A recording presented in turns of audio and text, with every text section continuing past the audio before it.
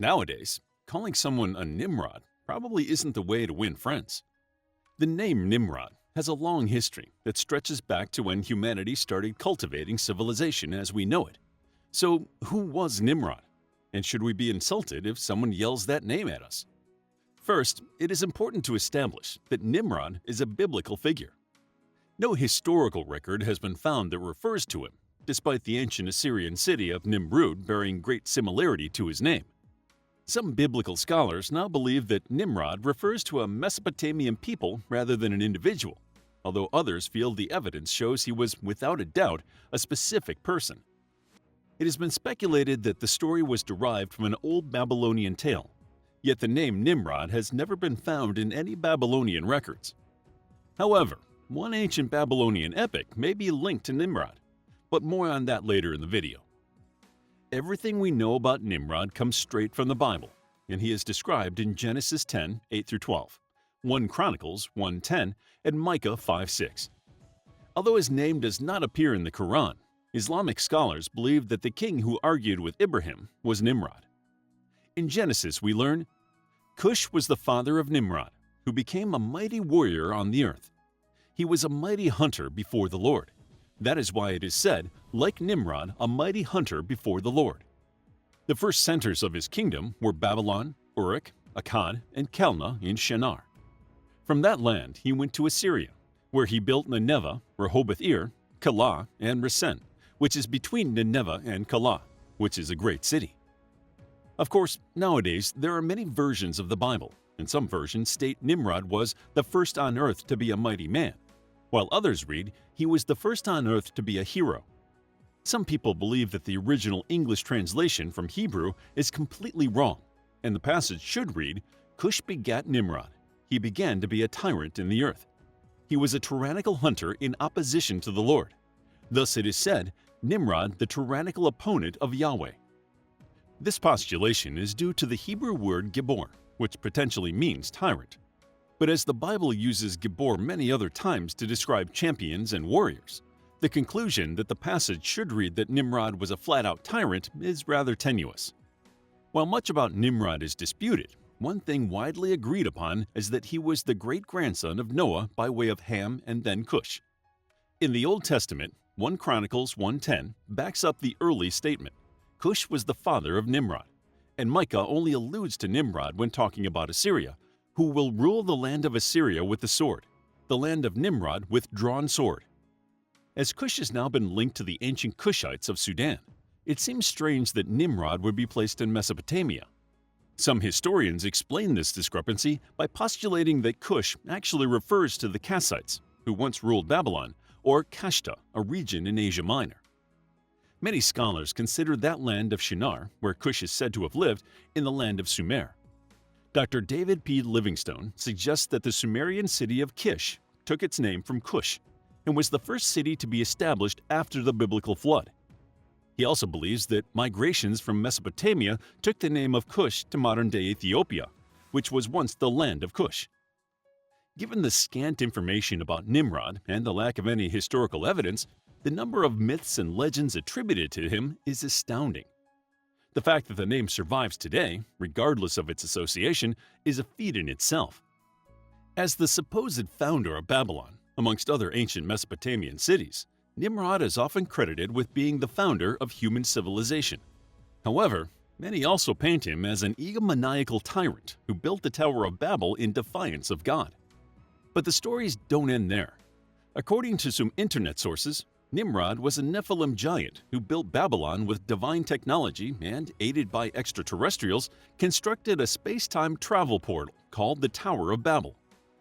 With so many post-biblical tales linked to Nimrod, the only way we can fully explore this legend is by reviewing the traditions and stories about him. Hebrew and Christian cultures firmly placed Nimrod as the king who ordered the construction of the Tower of Babel.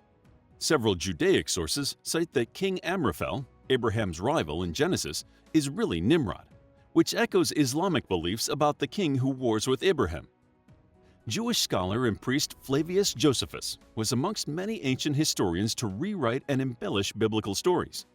He attributed the building of the Tower of Babel to Nimrod, writing, Now it was Nimrod who excited them to such an affront and contempt of God. He also said he would be revenged on God if he should have a mind to drown the world again, for that he would build a tower too high for the waters to reach. Now the multitude were very ready to follow the determination of Nimrod and to esteem it a piece of cowardice to submit to God, and they built a tower.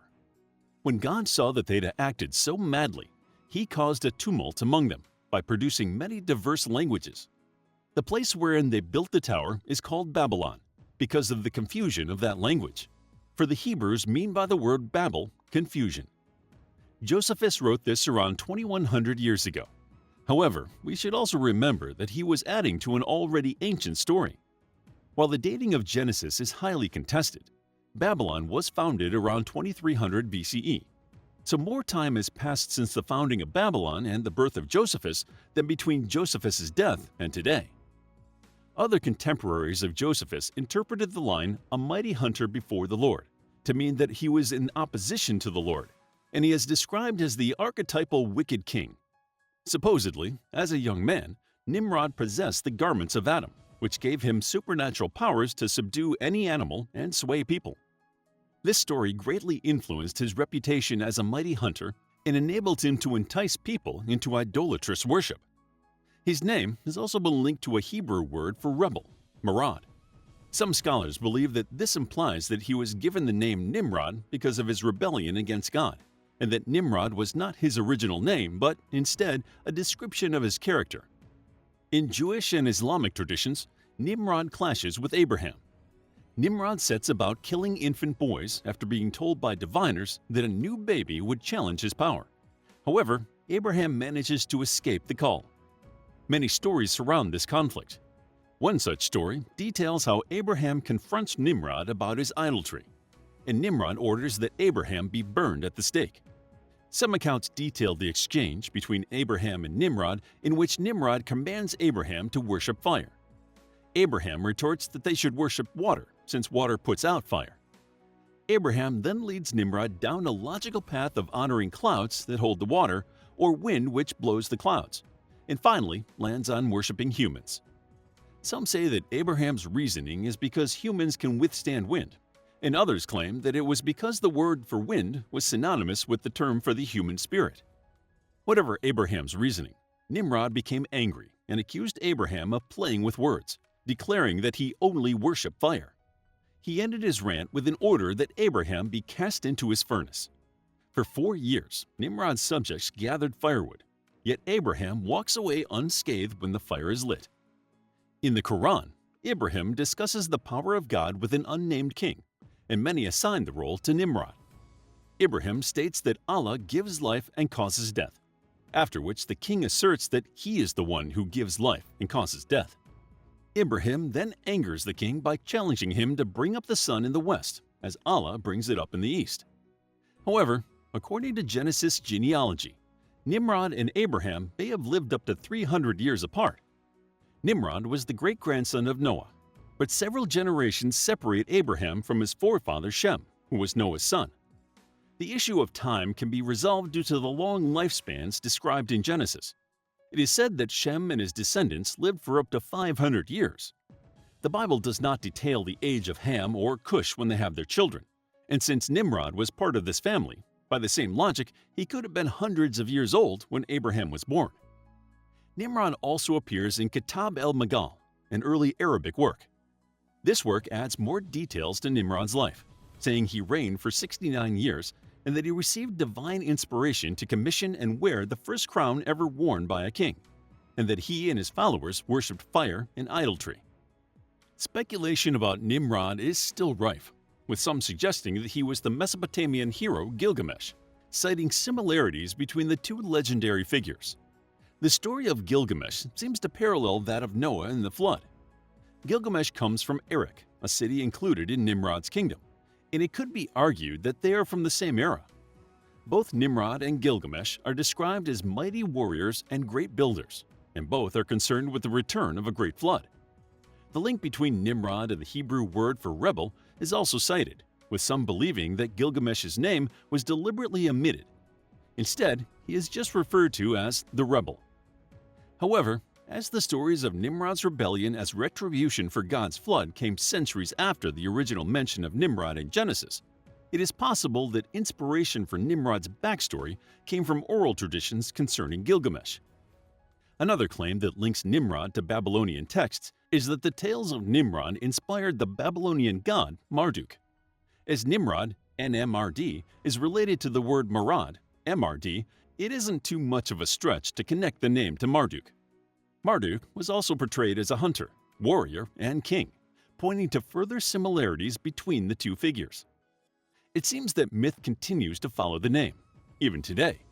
Modern legend has it that Bugs Bunny, or Daffy Duck, was the first to turn the name Nimrod into an insult by using the moniker to describe Elmer Fudd.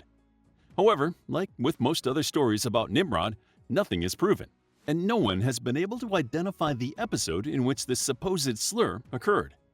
Perhaps the name Nimrod is destined to be unexplainably dragged through the mud. After all, there doesn't seem to be much supporting evidence for the move from someone described as a mighty warrior and hunter to a tyrannical king obsessed with defying God. When reviewing the myths concerning Nimrod, the only clear thing is that Nimrod is an enigmatic figure, equal parts evil king and mighty hero. He continues to capture people's attention to this day. So if anyone ever does call you a Nimrod, you can easily take it as a compliment. To learn more about Mesopotamian legends, check out our book, Mesopotamia, a captivating guide to ancient Mesopotamian history and civilizations, including the Sumerians and Sumerian mythology, Gilgamesh, Ur, Assyrians, Babylon, Hammurabi, and the Persian Empire. It's available as an ebook, paperback, and audiobook. Also, grab your free mythology bundle ebook while it's still available. All links are in the description. If you enjoyed the video, please hit the like button and subscribe for more videos like this.